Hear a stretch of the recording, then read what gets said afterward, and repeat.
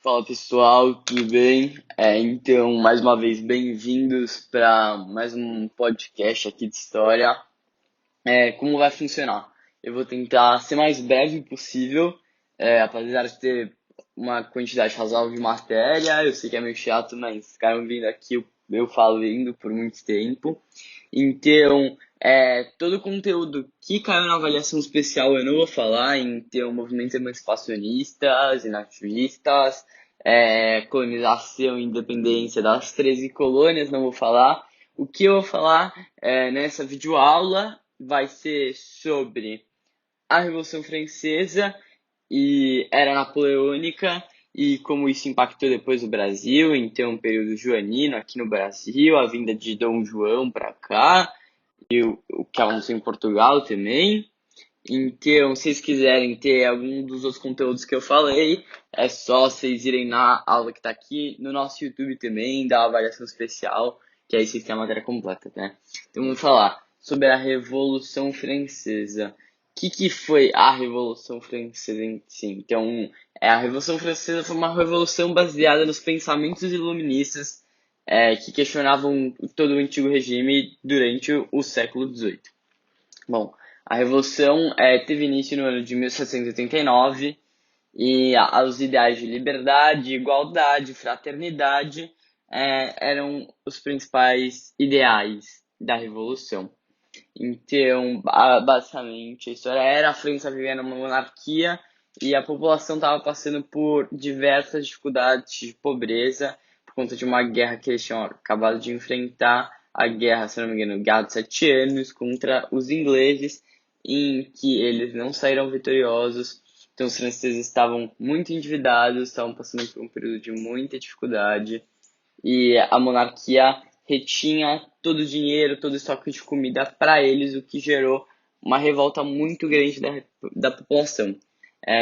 Os fatores da crise da França são vários, mas entre eles eu vou falar alguns, como o absolutismo de direito divino, os privilégios do clero e da nobreza, como eu falei, a classe alta da população, então a nobreza, o clero eram muito privilegiados, gastos levados com a corte, então, como eu falei também, os nobres vendendo muito dinheiro, gastos com as guerras, porque eles tinham diversos conflitos, falência das manufaturas por conta das guerras, e por conta de falta de recursos, as manufaturas acabaram entrando em falência, o que gera uma grande queda de produção agrícola também, e consequentemente a fome. Então, esses são alguns dos principais motivos. É importante vocês saberem desses motivos para a prova, que eu acho que vai cair alguma questão ou outra sobre isso, e aí já fica mais fácil vocês saberem o que motivou a levar a Revolução. Então, como eu falei, a Revolução a Revolução Francesa teve início por conta da revolta da população com a monarquia, com o rei Luís XVI, e ele estava no poder, né, quando teve início a a Revolução Francesa, então a população já estava meio puta da vida com ele também não tinha um bom governo, e aí por conta de todos aqueles motivos que eu falei, a população começou a se revoltar, e a resposta da população para toda essa revolta com a nobreza ocorreu em 14 de junho de 1789, quando a burguesia liderou uma rebelião do terceiro estado. O que é o terceiro estado? O terceiro estado é basicamente é, uma parte da Câmara Social Francesa composta pela burguesia, pelos comerciantes. Então, o terceiro estado, com o apoio de alguns membros do clero também e de parte da nobreza liberal, proclamaram a Assembleia Nacional logo depois que foi transformada em Assembleia Constituinte, o que teve o início da rebelião. Junto com isso, teve a queda da Bastilha. A queda da Bastilha, como eu falei, no dia 16 de julho de 1789, é um marco para toda a Revolução Francesa. A Bastilha era a principal prisão da França, e aí os franceses juntos foram lá e derrubaram a prisão, marcando assim o início da Revolução como um símbolo, né? Então a prisão cai como se fosse a monarquia caindo, e aí assim a gente tem o início da Revolução Francesa. Mas eu vou falar da Assembleia Constituinte. O que é assim, o que foi a Assembleia Constituinte? Então, basicamente, com as tensões sociais por conta da Revolução, instauraram um clima de guerra civil no território francês e a burguesia temia uma revolta, né, dos aristocratas, da nobreza, basicamente assim dizendo, e aí eles criaram a Assembleia Constituinte. Então, como eu falei, depois da criação da Assembleia Constituinte, no dia 14 de julho,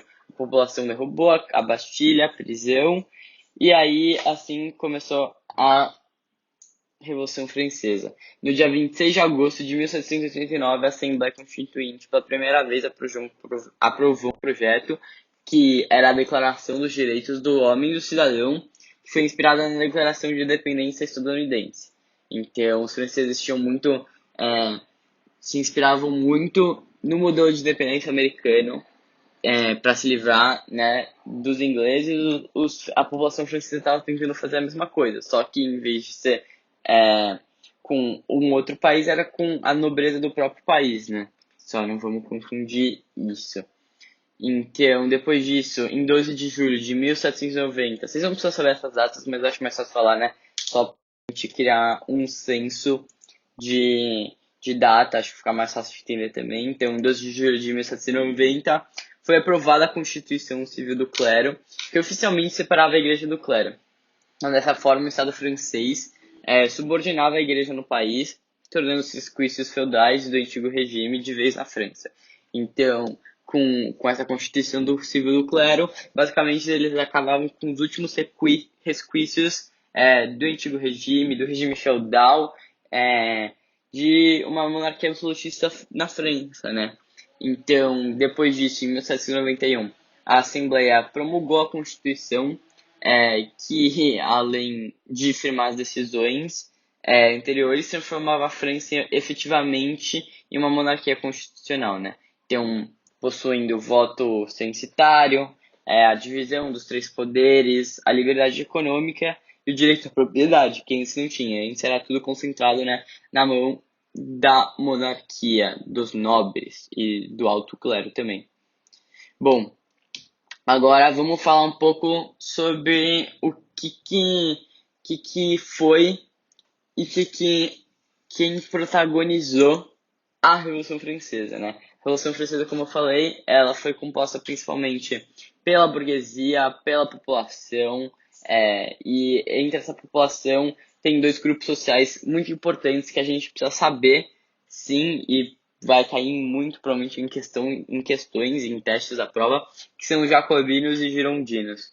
Então, se a gente seguisse uma escala da pirâmide social da França naquela época, seria o rei, né, a monarquia, o clero, a nobreza, e aí a burguesia. Dentro da burguesia você tinha os girondinos e depois os jacobinos, tá bom? Então vamos deixar claro. Então os girondinos e os jacobinos, eles foram os principais protagonistas da Revolução Francesa. Eles eram contra qualquer tipo do antigo regime. Como eles faziam parte da burguesia, né, eles precisavam do comércio, de exportação, eles eram comerciantes, artesãos, etc. Então, para eles, o antigo regime não fazia mais sentido, a monarquia absolutista não fazia sentido. Os girondinos, eles defendiam posições de moderação, eles representavam, em geral, os interesses da alta burguesia. E do outro lado, os jacobinos apoiavam mudanças de um modo mais radical. Então, basicamente, os girondinos eles eram mais do meio termo, assim, eles ficavam mais no meio entre a nobreza e os jacobinos eram mais radicais, né? Eles queriam mudar tudo logo, e os girondinos eram mais pé no chão, eles eram mais no meio de tudo. Vamos falar agora da Convenção Nacional. A Convenção Nacional ocorreu em 1791, então a gente está em 1791 agora, e ocorreu em 1791, e a Prússia e a Áustria na época era o Império Austro-Húngaro, demonstraram que iriam intervir na França para deter a Revolução. Como a Prússia e a Áustria, o Império Austro-Húngaro, eram também monarquias absolutistas, eles não queriam, né, que tivesse alguma outra revolução. Então eles tentaram realizar essa convenção nacional para poder intervir e parar a influência que os jacobinos e os girondinos estavam tendo na França. Só que, bom, não deu muito certo e no final o conflito demonstrou-se inevitável. Então teve um conflito entre os franceses e os prussos e os austríacos, mas surpreendentemente os franceses venceram a guerra e a vitória veio com alto custo e trouxe novas tensões para a França. Diversos suspeitos a conspirar com os inimigos foram executados, fortaleceram pensamentos que a revolução já deveria abolir a monarquia, porque eles acreditavam que o rei já havia tentado fugir e trair a França. Lembrando que tudo isso começou porque o rei Luís XVI tentou fugir, mas infelizmente ou felizmente para os franceses, ele não teve sucesso na sua fuga. Enfim, tudo isso voltou para 1792 e quando não dava mais para controlar as tensões dentro do território francês, é, a gente vai ter o início da fase de terror da Revolução Francesa. Então, o que é a fase de terror da Revolução Francesa? A fase de terror da Revolução Francesa é basicamente a fase de matança, né? Então, com os jacobinos no poder, principalmente um cara que eu acho importante vocês saberem, chamado Robespierre. Ele era o líder dos jacobinos e foi por muito tempo o grande líder da Revolução Francesa. Ele pegou toda a nobreza, todas as pessoas que eram contra a Revolução e falava, bom, você é contra a Revolução, beleza, então você vai para a guilhotina. E houveram muitas baixas na França, foi uma fase de muito medo. Literalmente, o Robespierre, junto com grande parte dos jacobinos, também não vamos generalizar, tacaram literalmente terror na França. E foi uma fase muito difícil. Mas vamos explicar essa fase, né, com mais detalhe. Então, fala da transferência do poder. Em 1793, então, como já foi exposto no início da convenção, que eu falei antes, né? A convenção da Comuna Insurrecional, que aconteceu. Foi liderada pelos girondinos e eles precisavam enfrentar ações contra-revolucionárias da revolta de Vendéia e a coligação entre a Inglaterra. Então, basicamente, a Inglaterra tentando intervir na Revolução Francesa, tá bom? Depois disso, em 1794, a liderança jacobina toma força, mais uma vez. E aí, depois disso, eu já vou falar um pouco do início do diretório, que é o final da fase de terror. Então, o diretório é mais o período entre 1780 e 97, por aí, que foi quando a fase de terror ainda continuava e estavam tendo guerras contra a primeira coligação, que terminou em 1787, apesar dos esforços diplomáticos do novo governo. E o que aconteceu? Internamente, a crise foi basicamente intensificada, porque o diretório atendia somente os interesses da alta burguesia, né? Então, rebeliões monarquistas e levantes jacobinos foram parados. E aí, bom, em 1798, como não tinha mais o que evitar, a ameaça externa surgiu, teve uma segunda coligação, e aí, durante a primeira coligação, que eu falei há um pouco tempo atrás, o general Napoleão Bonaparte havia se destacado diante do endurecimento do diretório, e aí, em 9 de novembro de 1799, depois do fim da Revolução Francesa, então, a Revolução Francesa durou de 1789 até 1700, mil, desculpa, a Revolução Francesa durou de 1789 até 1798, então durou aí um bom tempo. E aí em 1799, praticamente 10 anos depois do início da Revolução Francesa, Napoleão Bonaparte acaba de vez com a Revolução, num evento conhecido como 18 de Brumário, e toma o poder da França. Então agora a gente entra no período napoleônico, que é a transição do fim da Revolução Francesa para o Império Francês. Afinal, Napoleão foi um imperador. Então, Napoleão Bonaparte nasceu na Ilha da Córcega, e ele fez uma carreira brilhante como general francês nas guerras de coligação, então que eu nem falei antes. E aí ele se destacou muito na, na primeira coligação como general do exército francês. E aí, no final da Revolução, ele assume o poder. Em 1802, o Napoleão, por um plebiscito, ele se torna cônsul vitalício na França. Então, basicamente, ele toma todo o poder para ele.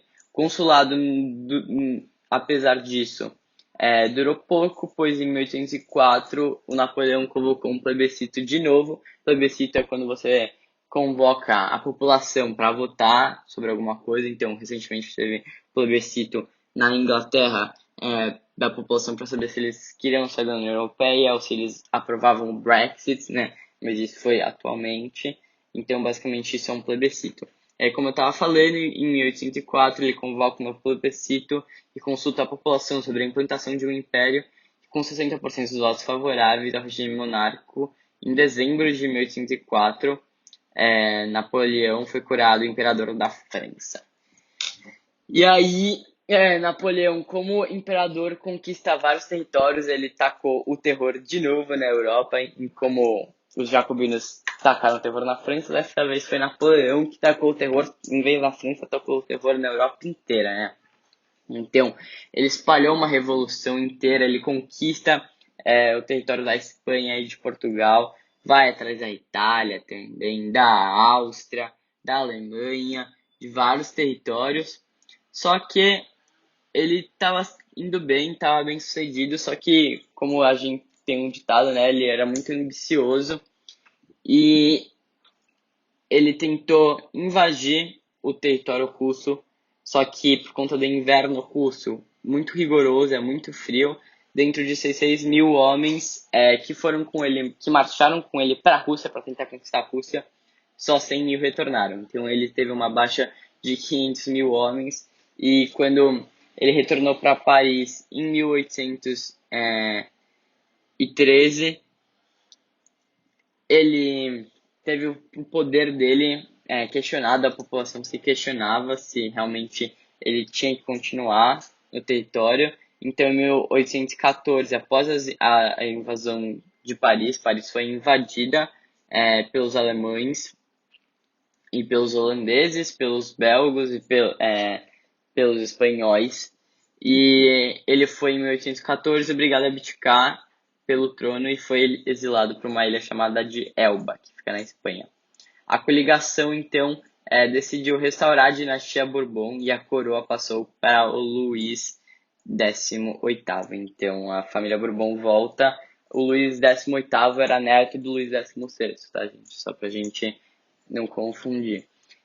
Só que, contudo, em 1815, o Napoleão retorna à França e ele assume o poder expulsando o Luís XVIII de novo e inicia um outro governo chamado de Governo dos 100 Dias. Ele foi derrotado definitivamente dessa vez na Batalha de Waterloo, na Bélgica, em junho de 1815, e o monarca Luís voltou para a coroa e reinou até a sua morte, né, em 1824.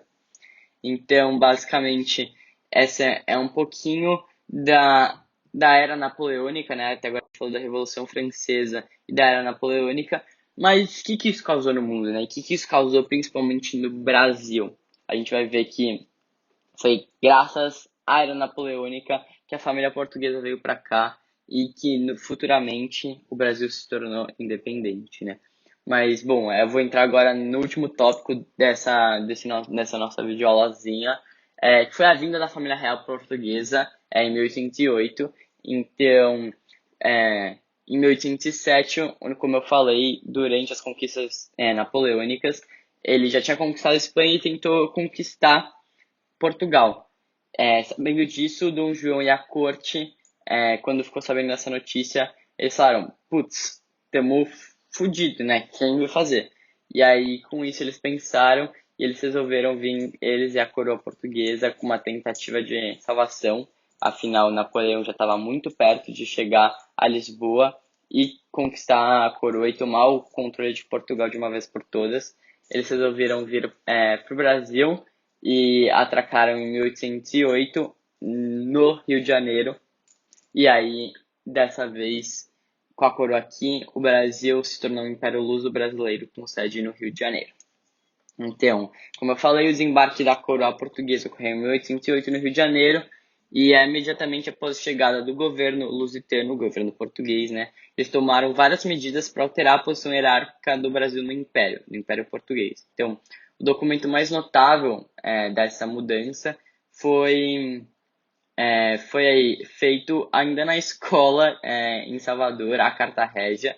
O que é a Carta Régia? Ela determinava a abertura dos portos brasileiros às nações amigas. Então, pela primeira vez em toda essa história, o Brasil podia realizar comércios com outros países, com outras nações, sem ser só com Portugal, né? A gente lembra do Pacto Colonial, que obrigava o Brasil a só fazer comércio com os portugueses. Pela primeira vez na história, o Brasil não precisava fazer mais disso. Além disso, se não me engano, em 1814, o Brasil se torna, passa de ser chamada colônia do Brasil e se torna Reino Unido a Portugal e ao Gávea. Então, o Brasil, pela primeira vez, não é mais uma colônia de Portugal.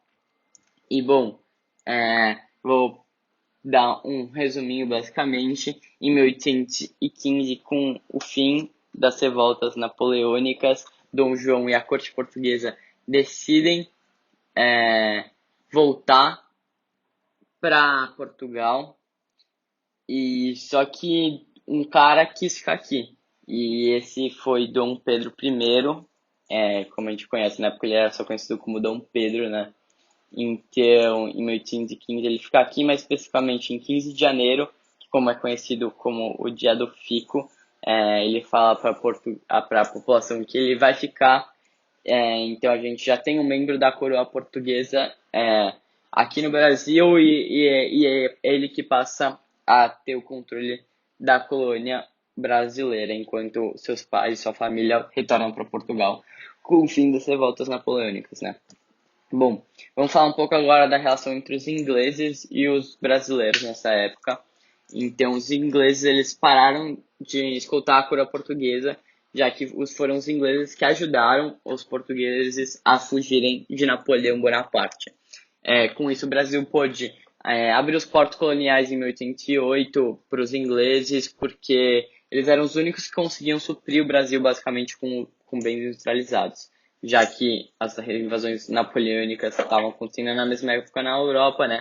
E o único império grande o suficiente e o único país grande o suficiente para que conseguia bater de frente com a França, com Napoleão, eram os ingleses. Bom, em 1810, o Dom João, influenciado principalmente pelo Conde de Linhares, ele assinou dois tratados também que estipulavam medidas que aproximavam as relações inglesas e lusitanas de maneira exponencial, que beneficiou muito o Brasil. Então foi aí que o Brasil deu um salto realmente na economia. Então a gente vê, né, como uma coisa que estava acontecendo, né, lá na Europa, do outro lado do mundo, que acabou tendo um efeito drástico no Brasil, um efeito drástico muito positivo, e que no final das contas, em 1822, ia resultar na nossa independência, né? Então, gente, essa foi nossa videoaulazinha, nosso podcast. Se vocês quiserem, como eu falei, ter o resto da matéria lá, aqui no nosso YouTube também, é só vocês conferirem lá. Eu fiz um resumo.